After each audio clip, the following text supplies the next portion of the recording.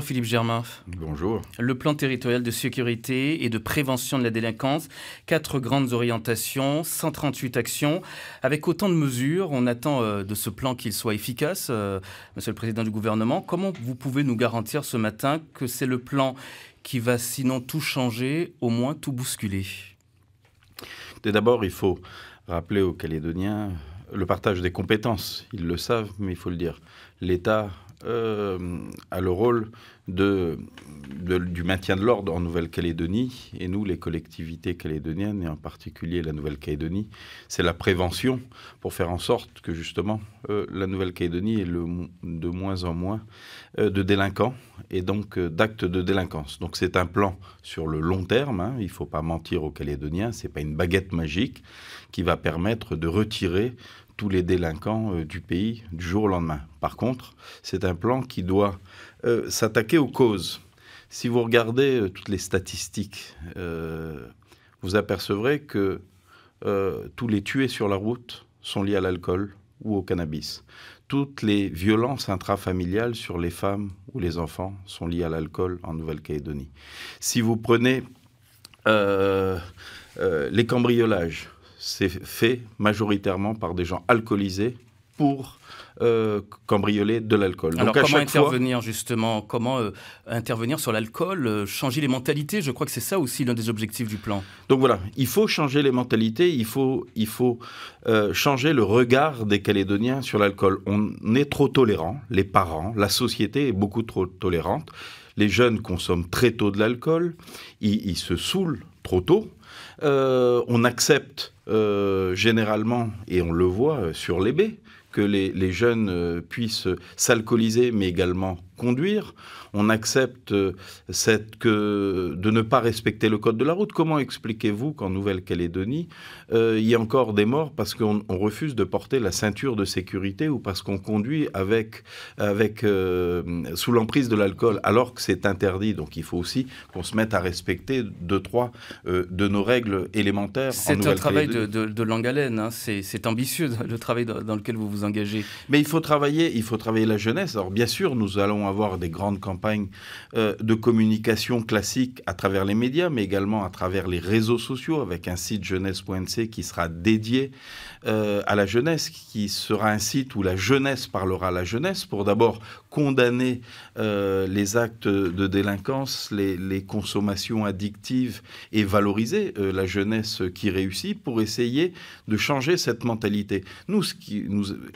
Un jeune Calédonien, on préfère qu'il soit sportif, en bonne santé, qu'il bosse bien à l'école, qu'un alcoolique fumeur de cannabis. C'est violent. Tout le monde peut le comprendre. Donc il faut revoir cette mentalité. Mais il faut le faire aussi en utilisant toutes nos politiques publiques. Ce n'est pas juste le problème d'un service de prévention de la Nouvelle-Calédonie, c'est un problème de l'ensemble du pays. Alors concrètement, comment ça va se passer? Je finis. Concrètement, il faut que, à l'école, puisqu'on a les enfants sous la main de la plus tendre enfance jusqu'au lycée, il faut en permanence délivrer des messages de prévention. Mais il faut le faire aussi dans le sport, il faut le faire dans la culture, il faut le faire à chaque occasion qu'on a ces enfants dans la santé, pour délivrer ce message en disant « Stop !» En Nouvelle-Calédonie, on ne peut pas laisser notre jeunesse se perdre dans l'alcool, le cannabis ou la violence. Lutter contre le marché noir également? Bien sûr, alors c'est tout un ensemble de mesures. Sur l'alcool, aujourd'hui, il y a un texte qui va être adopté mardi prochain par le gouvernement. Il a été validé par le Conseil d'État et il a plusieurs orientations. D'abord, il faut arrêter de faire la publicité et la promotion de l'alcool. Ça sera interdit dès que le Congrès le votera. Deuxièmement, il faut faire appliquer la réglementation et des sanctions qui peuvent aller jusqu'à la fermeture des débits de boissons ou des commerces, faire appliquer l'interdiction de vente d'alcool aux mineurs. La même chose, faire appliquer l'interdiction de vente d'alcool aux personnes alcoolisées. C'est également, et c'est une première en Nouvelle-Calédonie, entre guillemets, que le Conseil d'État reconnaisse à la Nouvelle-Calédonie la possibilité d'interdire la consommation sur la voie publique. Donc la Nouvelle-Calédonie, le gouvernement pourra interdire dans des zones, dans certains jours de la semaine, c'est-à-dire pas de manière définitive et absolue, mais pourra interdire la consommation sur la voie publique. Il y a déjà eu cette mesure qui est appliquée, la réglementation sur l'augmentation de la fiscalité de l'alcool. Ça passe mal, cette taxe actuellement auprès de certains commerçants, auprès de certains publics. Comment vous justifiez cette augmentation? Qu'est-ce que vous leur répondez? C'est un plan d'ensemble. Dans toutes les mesures, et y compris dans tous les pays, dès lors qu'on veut s'attaquer à la consommation d'alcool ou à la consommation de tabac, il faut augmenter le prix pour qu'il soit dissuasif. J'en profite d'ailleurs pour répondre. On dit, mais c'est parce que l'alcool a été augmenté que les cambriolages ont augmenté. C'est faux. Sur l'année 2017, avant qu'on augmente l'alcool, les cambriolages avaient augmenté de 33%. Par contre, la problématique, effectivement, et vous m'avez posé la question, c'est que le marché noir s'est développé. Mais il est aussi facile de lutter contre ce marché noir parce qu'en Nouvelle-Calédonie, ce n'était pas comme aux États-Unis à l'époque de la prohibition, on ne distille pas de l'alcool. Donc l'alcool, il sort de nos quelques entreprises de Nouméa, soit de chez les producteurs, soit de chez les importateurs, soit des commerçants. Il y a une affaire en ce moment avec la société Lefroy. Il y a une affaire et effectivement, il faut faire toute la lumière sur cette affaire parce que si les faits qui ont été reportés dans les réseaux sociaux étaient avérés, c'est gravissime qu'une entreprise qui est pignon sur rue, qui fasse partie des fleurons de l'industrie calédonienne, puisse se livrer à ce type de trafic. Donc, et là, moi, je fais un appel, et je l'ai dit à la Fédération des industries, je l'ai dit au syndicat des importateurs, je l'ai dit au syndicat des commerçants, vous avez les moyens d'arrêter le marché noir en coupant l'approvisionnement. Quelqu'un qui se livre au marché noir, il ne passe pas avec un caddie dans un supermarché avec 2 bouteilles d'alcool et un carton de bière. C'est des volumes entiers, c'est des bennes de pick-up entiers qui sont achetés. Donc ça se voit à un moment donné et on doit collectivement, les entreprises qui vendent de l'alcool ont une responsabilité, il faut qu'elles participent sur la réglementation, à la lutte contre le marché noir. Sur l'augmentation de la taxe de l'alcool, est-ce qu'il n'y avait pas d'autres mesures plus efficaces peut-être, comme par exemple baisser le taux d'alcool dans certaines boissons? Vous savez, depuis qu'on a augmenté le tabac, la consommation a reculé. Donc, ce n'est pas une mesure, ce n'est pas l'augmentation de l'alcool qui va régler tout le problème, c'est tout un ensemble de mesures qui va permettre à faire comprendre aux Calédoniens qu'il faut ralentir sa consommation d'alcool, parce que je vous rappelle, l'alcool est responsable de tous les faits de délinquance en Nouvelle-Calédonie. Dans l'ensemble des mesures, comment aujourd'hui accompagner la jeunesse? Parce que ça commence par là également.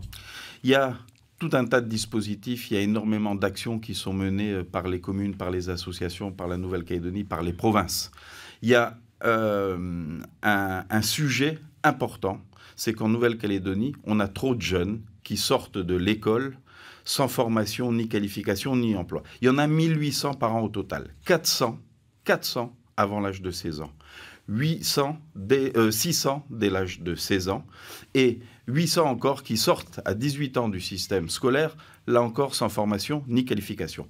Donc nous avons construit avec Hélène Yekawé le service civique. Nous l'avons déposé sur le bureau du Congrès. Le parcours numéro 2 consiste justement à prendre en charge l'ensemble de ces jeunes qui sortent de l'école sans formation ni qualification pour leur donner une seconde chance. Soit essayer de les réinsérer dans le système scolaire, parce que ça fonctionne quelquefois, soit les engager dans la formation professionnelle, dans la vie associative, dans le sport. Bref, utiliser tous les moyens qui sont à notre disposition pour permettre à ces jeunes de construire ça veut dire aussi leur projet de vie. Avoir les moyens pour les accompagner. Donc plus d'éducateurs, plus de professeurs qui s'intéressent aux jeunes, c'est aussi avoir plus de moyens. Bien sûr, il faut se donner les moyens, mais le parcours numéro 2 du service civique, nous l'avons inscrit dans les contrats de développement. Nous avons 3 milliards qu'on cofinance avec l'État pour mettre en place ce service civique. Du financement, il est donc Philippe sur Germain. le bureau, s'il vous plaît, je finis. Il est sur le bureau du Congrès. Il faut l'adopter, c'est fondamental. On a un trou dans notre politique de la jeunesse qui est, on les emmène à l'école et dès qu'ils sortent dès l'âge de 16 ans, qui sortent du système scolaire et qui n'ont pas de formation et pas de qualification, ils sortent de nos radars et on ne sait pas ce qu'ils deviennent. Le financement de ce plan territorial de sécurité et de prévention de la délinquance, on en parle dans un instant avec vous à partir de 7h05. Les téléspectateurs peuvent nous rejoindre en radio. C'était l'invité de la matinale sur La Première.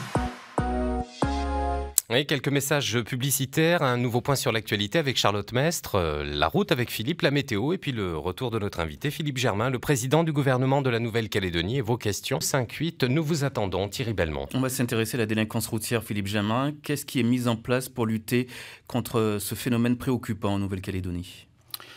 Eh bien, nous avons des plans quinquennaux. On arrive au terme d'un ancien plan et on relance à partir de 2018 le futur plan. Il y aura 3 priorités ce plan. C'est la tolérance zéro de la consommation d'alcool, toujours l'alcool.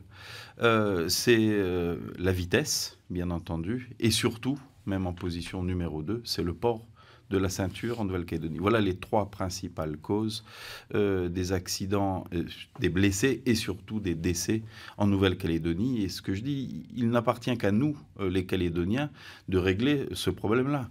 C'est interdit de conduire quand on a consommé de l'alcool. C'est obligatoire de porter la ceinture. Et enfin, il y a des réglementations de vitesse à respecter. Il me semble le permis de conduire ?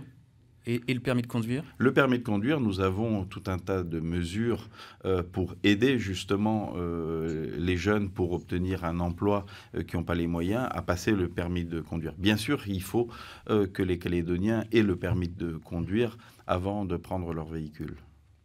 On part au standard, 7h08, et on y retrouve Massimo. Bonjour Massimo.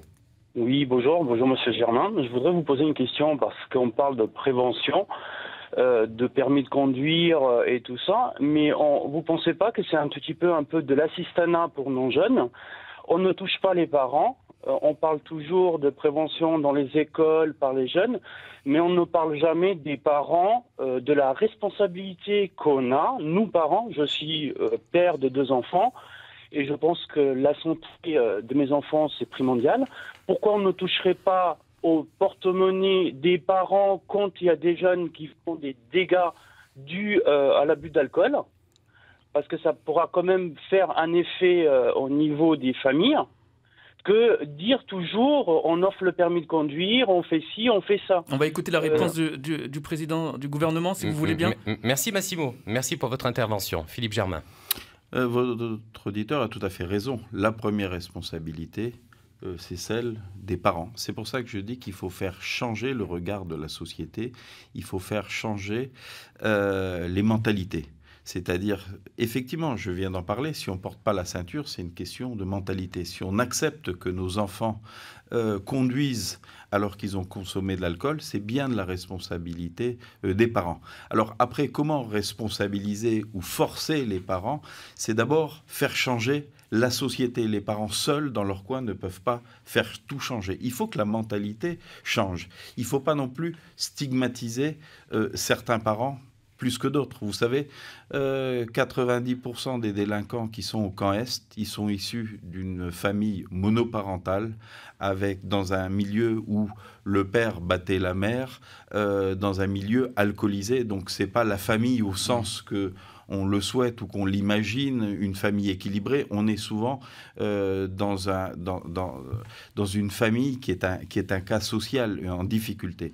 Mais là où tout le monde a raison, c'est que, bien entendu, il faut que les parents assument leurs responsabilités et les assument de manière générale. C'est trouver les moyens de responsabiliser les parents. On retourne au téléphone. Michel. Bonjour Michel. Oui, bonjour. Bonjour bienvenu. Monsieur le Président. D'abord, je voudrais, je pense au nom du plus grand nombre des Calédoniens, vous remercier pour avoir présenté ce plan de sécurité et délinquance, pour avoir pris à bras-le-corps cette problématique plutôt que de ne faire que de pleurer devant les portes de l'État, ce que certains font ici. Mais ma question se porte surtout sur le prix de l'alcool. J'avais compris naïvement, comme tous les Calédoniens, je pense que c'était les taxes sur le prix de l'alcool qui étaient augmentées. Et comme tout le monde, quand je fais mes courses, je m'aperçois que la bouteille... Ah, on a perdu Alfred. On a perdu Michel. Michel, pardon. Il va nous rappeler. On va donc rester au standard avec Alfred. Bonjour Alfred. Et on essaiera de reprendre Michel et d'avoir la question de Michel dans un petit instant. Alfred, vous êtes avec nous, bonjour. Alfred n'est pas avec nous. Je voulais vous demander, puisque vous parliez des parents à l'instant, quel regard est-ce que vous portez sur la mobilisation des parents et des habitants de Canala ces derniers jours ? C'est bien qu'il y ait des prises de conscience de la responsabilité collective. Parce que dans cette responsabilité collective, il y a les parents, il y a les autorités coutumières, il y a la classe politique, il y a les églises, il y a tous ceux, la société civile de manière générale, qui participent à l'organisation de la société. Donc on a trop tendance à stigmatiser en Nouvelle-Calédonie les uns et les autres, à envoyer des responsabilités sur telle ou telle personne, alors qu'on a une responsabilité collective. Le fait que la Calédonie s'est enfoncée dans une consommation excessive d'alcool, du cannabis, on n'en a pas parlé.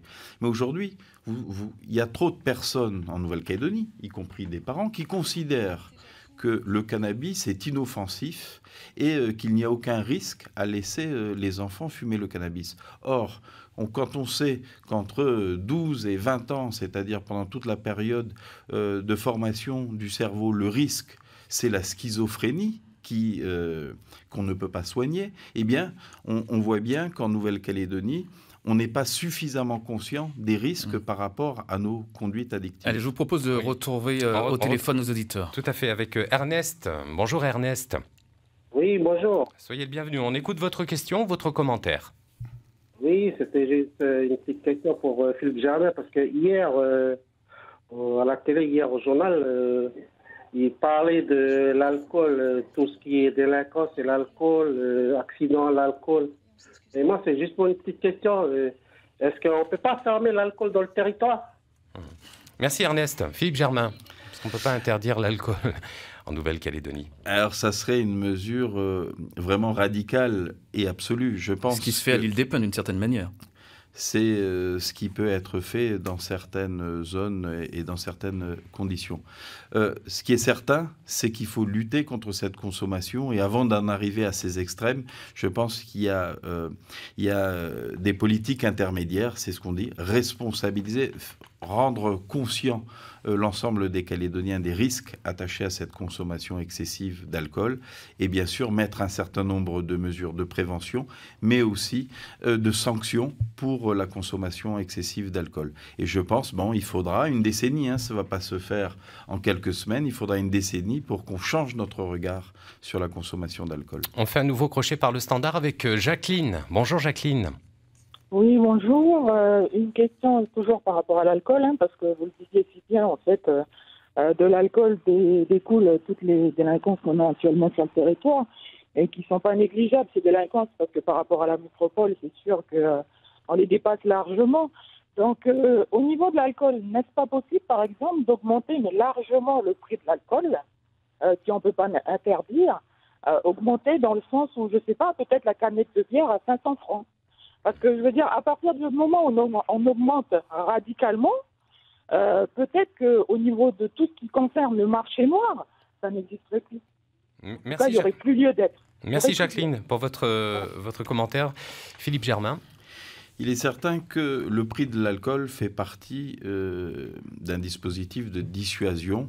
Plus l'alcool sera cher, moins il sera accessible notamment aux jeunes et plus la consommation reculera. Mais il faut une acceptation de la société. Il faut que la société accepte et comprenne la politique qui est menée, parce qu'effectivement, certains, et puis bien sûr les professionnels qui vivent de la vente d'alcool, ont du mal à le comprendre et luttent contre les politiques. Mais effectivement, il faut aussi qu'en parallèle de l'augmentation du prix de l'alcool, on lutte contre le marché noir, contre le trafic. Et là, encore, je l'ai dit tout à l'heure, il faut couper l'approvisionnement, il faut que les professionnels, les vendeurs d'alcool, arrêtent de vendre de l'alcool à des personnes qui se livrent à ce marché noir Et à mon avis, ils ne sont pas si compliqués ou si difficiles à identifier parce qu'ils achètent des volumes qui n'ont rien à voir avec ce qu'achète un Calédonien quand il fait ses courses. Un dernier mot, Philippe Germain. Votre plan, il a été adopté par le Congrès. Il a été critiqué également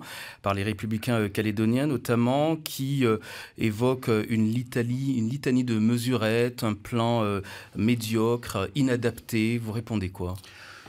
Le rôle de l'opposition, c'est de s'opposer et de critiquer pour pouvoir exister. Si ils applaudissaient en disant bravo, ils n'existeraient pas. Donc, les Républicains calédoniens excellent dans l'opposition. Ils ne votent aucun texte, ils les critiquent tous. Ce que je réponds, c'est que ce plan, c'est le résultat du travail qui a été fait d'abord à partir d'études et de rapports qui ont été faits par l'inspection générale de la gendarmerie, l'inspection générale de la police, le préfet Engan, qui est en charge auprès du Premier ministre de la prévention de la délinquance, la protection judiciaire de l'enfance et de la jeunesse. Toutes les provinces ont été consultées, toutes les communes ont été consultées, le Sénat, le CESE, l'ensemble des directions de la Nouvelle-Calédonie, l'ensemble des provinces. Bon, bref, toute la Calédonie a été consultée et voilà le plan qu'on a bâti à partir de là. Donc je veux bien qu'on dise un an de travail de toutes les collectivités, ça ne vaut pas un clou et seuls les Républicains calédoniens savent ce qu'il faut faire. Je crois que la réalité, c'est que ce plan est un plan qui répond aux problématiques de délinquance et aux problématiques d'addiction en Nouvelle-Calédonie. Et après, l'opposition, pour exister, critique. On précise quand même que l'UCFLNKS s'est quand même abstenu et demande une étude sociologique sur le sujet. Vous regrettez qu'il n'y ait pas unanimité sur cette question ? Oui, quand on parle d'un problème de société comme celui-là, il est dommage, effectivement, qu'il n'y ait pas l'unanimité sur un texte et pour des jeux politiciens, il n'y ait pas cette unanimité qui permet d'envoyer un message fort aux Calédoniens et de dire la classe politique se saisit du problème et va tout mettre en œuvre pour apporter des réponses. Donc effectivement, je regrette qu'on n'ait pas pu obtenir l'unanimité, mais l'essentiel est préservé puisque le Congrès a adopté le plan territorial de sécurité et de prévention de la délinquance. Philippe Germain, président du gouvernement de la Nouvelle-Calédonie, merci.